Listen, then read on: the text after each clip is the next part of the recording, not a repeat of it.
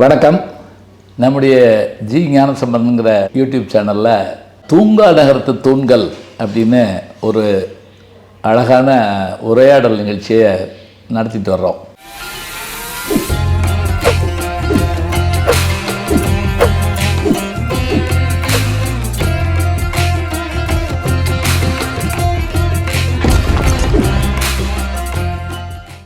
தூங்கா நகரத்துக்கு எத்தனையோ பெருமைகள் இருக்குது.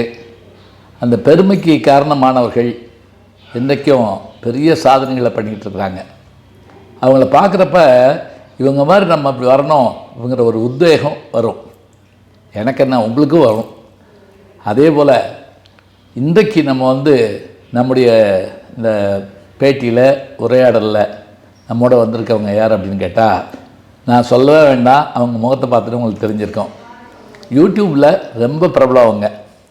அதோடு மட்டுமல்ல, மருத்துவத்துறையில் மிகச்சிறந்த சாதனையாளர். அவங்க பேசிக்கிட்டு இருந்தாலே நோய் போயிடும் போல இருக்குது, மருந்தெல்லாம் அப்புறம் சாப்பிட்டுக்கலாம் அப்படின்னு சொல்லிட்டு ஒரு மகிழ்ச்சி ஏற்படுது. அப்படி மருத்துவத்துறையோடு இப்போ சமீபத்தில் எஸ்பி ட்ரஸ்ட் அறக்கட்டளையினுடைய தொடக்க விழா நிகழ்வு நம்ம ஏர்போர்ட்டுக்கு ஏற்றாப்பில் அங்கே அவங்களுடைய அந்த இதில் நடந்தது. இயக்குனர், நடிகர், என்னுடைய இனிய நண்பர் சமுத்திரக்கனியை வந்திருந்தாங்க. நானும் போயிருந்தேன். இத்தனை பெருமைகளோடு அந்த ட்ரஸ்ட்டில் அவங்க என்ன செய்கிறாங்கன்னு நீங்கள் கேட்டாலே பெரிய ஆச்சரியப்படுவீங்க. இது நான் அறிமுகம் தான் பண்ணியிருக்கிறேன். அவங்களும் நம்ம ஸ்டுடியோவுக்கு வர இருப்போம்.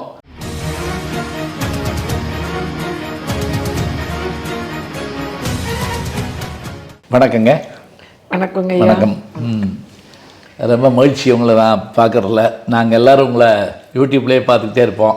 போன முறை நீங்கள் அழைச்சி நான் வந்திருந்தேன். அப்போவே எனக்கு ரொம்ப சந்தோஷமாக இருந்தது. நான் சொன்னேன், இந்த ஏழை குழந்தைகள்கிட்ட இருக்கக்கூடிய திறமையை வெளிக்கொண்டு வர்றதுக்காக டாக்டர் ஆஷா அவர்களும் அவருடைய கணவர் லெனின் அவர்களும் அவங்களுடைய குழந்தைகள் 3 பேரும் எவ்வளோ முயற்சி பண்ணுறாங்க. அவங்களுடைய பெற்றோர்கள், மாமனார், மாமியார் எல்லாருமே குடும்பத்தோடு சேர்ந்து சமுதாய பணி செய்கிறாங்க. அதுவும் மதுரையில் செய்கிறாங்க. அது ஒரு பெரிய ஆச்சரியம், ஒரு சாதனை. அத்தகைய பெருமை மிகுந்த அந்த நிகழ்வு என்ன நிகழ வைத்தது. உங்களை உடனே நான் நினச்சேன் நம்ம ஸ்டுடியோவுக்கு கூப்பிட்டு பேச வைக்கணுங்கிறதுக்காக. அதுக்கு தான் வந்திருக்குறீங்க. நீங்கள் உங்களை பற்றி சொல்லுங்கள். முதல்ல என்னை பற்றி சொல்கிறதுக்கு முன்னாடி ஐயா ஒரு பெரிய வார்த்தை சொன்னாங்க, என்னை யூடியூப்பில் பார்த்தா அதுன்னு. குழந்தை பருவத்திலிருந்து ஒரு மிகப்பெரிய ஒரு பிம்பமாக நாங்கள் பார்த்தது ஐயாவை. என்னோட மாமியார் அவர்கள், நான் இன்றைக்கி ஐயா முன்னாடியே சொன்னேன், குழந்தைங்க கூட சிரிக்கக்கூடிய, எல்லாரையுமே நகைச்சுவை ஊட்டக்கூடிய அன்பான ஒரு மதுரைக்கு அடையாளம் இன்னொரு அடையாளம் ஐயா தான். ஐயாவோட இந்த இதை பகிர்ந்துக்கிறது என்னோட பாக்கியமாக நான் நினைக்கிறேன். ஏன்னா தமிழ் மேலே உள்ள பற்றும், தமிழ் மேலே உள்ள ஒரு இது எங்கள் தாத்தாவே எங்கள் ஐயா, எங்கள் பெரியப்பாக்கு திருஞான சம்பந்தம், திருநாவுக்கரசர், எங்கள் அப்பா பேர் தியாகராஜன். அவ்வளோ தமிழ் பற்று உள்ள ஒரு தாத்தா பேத்தி தான் நான். தமிழை இவ்வளோ அழகாக ஒரு குழந்தை கூட ரசித்து கேட்குற அளவுக்கு கொண்டு சேர்த்துனது ஐயா தான். எவ்வளோ பெரும் பேச்சாளர்கள் பேசுவாங்க, அவங்க பேசுகிற தமிழே நம்மளுக்கு பாதி புரியாது. ஐயா தமிழ் தான் பேசுவாங்க, ஆனால் அந்த தமிழே எப்படி சொல்கிறது, ரொம்ப அழகாக இனிமையாக நம்மளுக்கு வர மாதிரி. ஐயா மாதிரி ஒரு மிகப்பெரிய ஒருத்தவங்களோட இன்னைக்கு இந்த இது நிச்சயமாக இது கடவுளோட அருள் எல்லாம் நடந்திருக்காது. கோல்டன் ஃபேஸ் பேக்னு ஒன்று காமிக்கணும். விரலி மஞ்சள், வசம்பு, உளுத்தம் பருப்பு, பச்சை பயிறு, பாதாம், பாதி அரிசி, இந்த 6 ட்ரையா வாங்கிட்டு சம அளவு 100 கிராமோ இல்லை 1/4 கிலோ வாங்கிட்டு அதை அரைச்சி பவுடர் பண்ணி வச்சுக்கோங்க. இப்போ உங்களுடைய துறை மருத்துவத்துறை. ஆமாம். இந்த மருத்துவத்துறையில் இப்போ என் பொண்ணு அர்ச்சனா உங்களை அடிக்கடி சொல்லிகிட்டு இருக்கப்ப மருத்துவ குறிப்புகள் தான் பற்றி சொல்லிக்கிட்டே இருப்பாப்புல. இப்போ நம்மளை எல்லாரையும் ஆண்டதில் முக்கியமாக வெள்ளைக்காரன் என்ன பண்ணிட்டான்னா, நம்முடைய மருத்துவ குறிப்புகள், நம்மளுடைய பழைய விஷயங்கள் எல்லாத்தையுமே அழிச்சிட்டான். அப்படியே எரைசர் மாதிரி இது பண்ணிட்டு போயிட்டான். நம்முடைய பாரம்பரிய மருத்துவங்கள் இதெல்லாம் நமக்கு மறந்து போச்சு. இப்போ நீங்கள் அதை எப்படி மீட்டெடுக்க முடியும்னு நம்புறீங்களா? நான் ஐயா ஹோமியோபதி மருத்துவ முறை படித்ததுக்கப்புறம் என்னுடைய அந்த ஹானிமன் அவருடைய அதான். ஆமாங்க ஐயா, அவர் ஜெர்மன் நாட்டில் ஒரு எம்பிபிஎஸ் எம்டி படித்த ஒரு மருத்துவர். அவர் எம்பிபிஎஸ் முடிச்சு ப்ராக்டிஸ் பண்ணிட்டு இருந்தாராம். பண்ணும்போது ஒரு பேஷண்ட் வந்தாங்களாம், தலைவலி இல்லை ஒரு காய்ச்சல் ஏதோ ஒரு நோயோடு வராங்கன்னு வச்சுக்கோங்களேன், இவர் மருந்து கொடுப்பாங்களா, அப்போ சரியாகுமா, திரும்பி போவாங்க, திரும்பி வந்துட்டே தாங்க. அப்போ ஒரு நாள் ஒரு அம்மா கேட்டுச்சான், க்யூர்னா என்ன? நான் ஒரு வியாதியோடு உன்கிட்ட வரணும், அந்த வியாதியிலேருந்து நான் குணமாய் மறுபடியும் நார்மல் லைஃப் வாழணும், அதான் க்யூர்.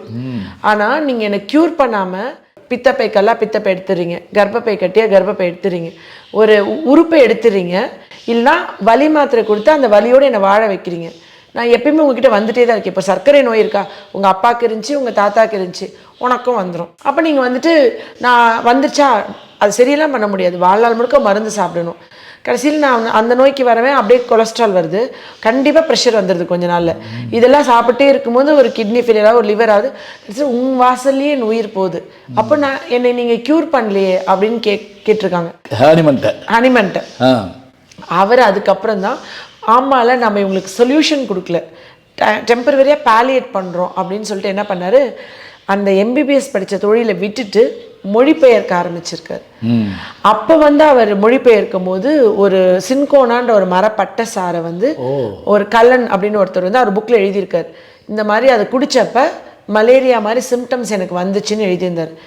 இவர் வந்து அப்போ ஒரு நார்மலான ஒரு ஹெல்த்தியான ஒரு ஆள் ஒரு மருந்தோட இது குடித்தா அந்த சில் ஹீட் ஸ்வெட் ஸ்டேஜ் ப்ரொடியூஸ் பண்ணுதுன்னா அது இருக்கிற வியாதி உள்ள ஒருத்தவங்களுக்கு அப்போ கொடுத்தா அது குணமாகுமான்னு இவர் ட்ரக் ப்ரூவிங் பண்ணும்போது தான் இவருக்கு புரிஞ்சது கம்ப்ளீட் க்யூர் ஆயிருக்கு.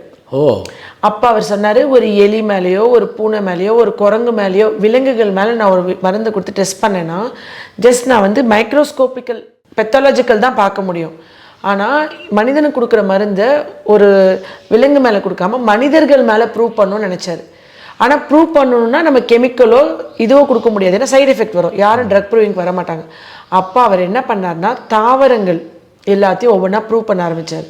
கொடுக்கும்போது மருந்து சாரமாக சில சொல்லுவாங்க, எனக்கு மன பயமாக இருக்குது, பதட்டமாக இருக்குது, ஒரு கவலையாக இருக்குது. அப்போ அவர் சொன்னார், ஒருத்தவங்களுக்கு பசிக்கிறதுக்கு மருந்து தரணுமா, ஏன் பசிக்கலைன்றதுக்கு மருந்து தரணுமா? இப்போ ஒரு அப்பா இறந்துட்டாங்கன்னு வச்சுக்கோங்களேன், கவலையில் இருப்பேன், சாப்பிட மாட்டேன், பசிக்காது, தூக்கமே வராது.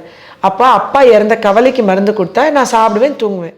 அப்போது காசு தானே ட்ரீட் பண்ணணும் அப்படின்னு அவர் கண்டுபிடிச்சார். இந்த இது கூட சொல்லுவாங்களே, நோயாளிக்கு மருந்தா நோய்க்கு மருந்தா அப்படின்னு ஒரு இது. ஆமாங்க ஐயா, ஹோமியோபதியில் ஒரு அது வந்து ஆமாம், அது வந்து ஒரு மிகப்பெரிய ஒரு கான்செப்ட். அப்போ இது வந்து அவர் எப்படி சொல்கிறது, அந்த ஹனிமன்ற அவர் ஒரு மனுஷனோட தேடல் உண்மையாக நான் வந்து அவர் ஒரு எம்பிபிஎஸ் படிச்சிட்டோம், நம்ம ஏர்ன் பண்ணணும் சம்பாதிக்கணும் அப்படின்னு போகாமல் நான் ஏன்றதை க்யூர்ன்றதை நோக்கி அவர் ஓடினார். உளுந்து எடுத்து மிக்சியில் அரைச்சிருங்க, சும்மா ஒரு கைப்பிடி உளுந்த ட்ரையாக மிக்சியில் அரைச்சிட்டு அதை வந்து இந்த பவுடர் எடுத்து தேன் இருக்குல்ல, இந்த தேன் ஊற்றி சப்பாத்தி மாவு மாதிரி பிசைஞ்சு வச்சிடணும். ஆக்சுவலி தேனில் கலந்துட்டிங்கன்னா இது வந்து கொஞ்சம் உளுந்த பருப்பு கெட்டியாயிரும் தானே, அதனால கெட்டியாகி நான் மருத்துவர் ஆகணுன்ற கனவுலாம் இல்லைங்க ஐயா. சமுத்திரக்கணி என்ன சொன்ன இந்த பிரபஞ்சம் நம்மளை கொண்டு போய் சேர்த்துன்னு சொல்லுவாங்க இல்லையா, நான் வந்து என்னுடைய பெரிய டெஸ்டினி அந்த மாதிரி நான் லைஃப்பை பிளான் பண்ணலைங்க ஐயா. நான் வந்து ஜிப்மரில் எனக்கு இன்ஜினியரிங் ஃபஸ்ட்டு ஜாயின் பண்ணிட்டேன். ஜிப்மரில் எம்பிபிஎஸ் சீட் கிடச்சிருக்குன்னு வருது. இதில் 36,000 கட்டினதை வந்து அப்போ கொடுக்க மாட்டாங்க, அப்போல்லாம் இன்ஜினியரிங்க்கு. எங்கள் அப்பா வந்து அங்கே போகணுன்னா இந்த காசும் போகணும், எக்ஸ்ட்ரா நம்ம ஃபைன் கட்டிட்டு அங்கே போய் பே பண்ணணும். முடியாதனால அப்போ விட்டாங்க. பார்த்தா அடுத்த கவுன்சிலிங்கில் இது ஹோமியோபதி வந்துச்சு, வந்து சேர்த்திட்டாங்க. சேர்ந்துட்டு கொஞ்ச நாள் கழிச்சு எனக்கு முதல்ல புரிஞ்சுக்க முடியல, என்னடா ஏதோ பல்லி மிட்டாய் மாதிரி இருக்குது, இது உருண்டையாக இருக்குது. அது வரைக்கும் நான் வந்து ஆங்கில மருத்துவம் தான் எனக்கு தெரியும், எனக்கு ஹோமியோபதின்ற டாக்டர் நான் பார்த்ததும் இல்லை, எனக்கு இதில் மகத்துவம் தெரியாது. பல்லி மிட்டாய் மாதிரி இருக்குது, இது கொடுத்தா கேட்குமா, இது என்ன பண்ணும், எப்படி என்ன 6 மாதம் எப்படிடா இங்கே தப்பிச்சு ஓடலான்னு மட்டும் தான் பார்த்தேங்கய்யா. அதுக்கப்புறம் ஒவ்வொரு வியாதிகள் குணமாகிறதையும் அதோட அற்புதங்களையும் அந்த மெடிசன்ஸ் கொடுத்து வர ரிசல்ட்டையும் அதை பார்க்க ஆரம்பிச்ச அப்புறம் குடும்பத்துலேருந்து முதல் ஹோமியோபதி மருத்துவராக நான் வந்தப்போ நம்ம வந்து கடவுள் என்னை வேறு ஏதோ நோக்கி போக சொல்கிறார். எனக்கு அப்போ தெரியாதுங்க ஐயா, நான் வந்து 2015 வீடியோ போடுவேன், இப்போ 8 ஆண்டுகளாக போட்டுட்ருக்கேன். இந்த மாதிரி இவ்வளோ விஷயங்கள் கடவுள் என் மூலியமாக செய்ய வைப்பாரு எனக்கு தெரியல. 2015 முதல் வீடியோ போடும்போது எல்லாருமே சொன்னாங்க, நீ வந்து அடுத்து உங்ககிட்ட சரக்கு இல்லை, நீ வீடியோ போடுறது ஸ்டாப் பண்ணு, ஓடிடு, அவ்வளோதான். முதல் வீடியோ காலையில் குழந்தை வளர்ப்பை பற்றி போடுறேன். என் கணவர்கிட்ட நான் அப்போ சொல்லலை, ஏன்னா எனக்கு ரொம்ப கூச்சமாக இருக்குங்க. இப்போ நான் போட்ட வீடியோ நானே திருப்பி பார்க்க மாட்டேன், அது ஒரு தயக்கமாக இருக்கும். அப்புறம் என் கணவர் தான் பார்த்து தப்பு குறைகள்லாம் சொல்லுவாங்க. நான் அவர்கிட்ட சொல்லவே இல்லை, வீடியோ போட்டு வீட்டுக்கு வந்துட்டேன். அவர் சொன்னார், நீ வந்து வீடியோ போட்டிருக்கேன் அப்படின்னு ஒரு 2 மணி நேரம் கழிச்சு வந்து சொன்னேன். எதுக்கு இதெல்லாம் போட, எல்லாம் கிண்டல் பண்ணுவாங்க, டெலீட் பண்ணிடுன்னு சொன்னார். அப்போ நான் சொன்னேன், 5 மணி வரைக்கும் பார்ப்போம், ஒரு 1000 வியூ போயிருந்தால் நம்ம டெலீட் பண்ண வேணாம் அப்படின்னு நான் கேட்டேன். ஓகேவா அப்படின்னு என் கணவர்கிட்ட கேட்டேன். அவர் வந்து நான் வந்து கேலி பொருளாக ஆகக்கூடாது அப்படின்னு நினச்சிக்கிட்டேன். வெறும் செல்லில் வச்சு போட்டிங்களா? வெறும் ஸ்டூடியோ இப்போ வரைக்கும் என் ஃபோன் வந்து லைவ் தாங்க ஐயா. லைவ் தான். நான் வந்து எடிட்டிங்கோ ஸ்டூடியோவோ கிடையாது இன்னைக்கு வரைக்கும். நம்மளுக்கு தெரிஞ்ச விஷயத்த ஒரு அக்கா தங்கச்சி அம்மா அப்பா சொல்கிற மாதிரி, நீங்கள் எப்படி எல்லார் வீட்லேயும் ஒரு வீட்டில் ஒரு குடும்பத்தில் ஒரு ஆளாக இருக்கீங்களோ எங்களுக்கு நடுவில், அந்த மாதிரி நான் நினச்சது வந்து எல்லாருக்கும் நம்ம விஷயம் போய் சேரணும் அப்படின்னு சொல்லிட்டு. 5 மணி ஆச்சா? 5 மணி ஆச்சுங்க ஐயா. 27,000 வியூ போயிருந்துச்சுங்க ஐயா. 27,000 2015. அதாவது முதல் வீடியோ முதல்ல நான் போட்டிருக்கேன் குழந்தை வளர்ப்பை பத்தி, டாம் அண்ட் ஜெரி. அந்த டாம் அண்ட் ஜெரி பார்க்கறது ஒரு பேரண்ட் வந்து பெருமையா சொல்லியிருந்தாங்க. நான் அப்ப சொன்னேன், வாழ்க்கையோடைய மாரல்ஸ், நம்மளோட தமிழர்களுடைய பண்பாட்டை மாற்றக்கூடிய ஒரு கார்ட்டூன் டாம் அண்ட் ஜெரி, அது நம்ம குழந்தைங்க பார்க்க கூடாதுன்னு என்ன ஆச்சரியமா பார்த்தாங்க.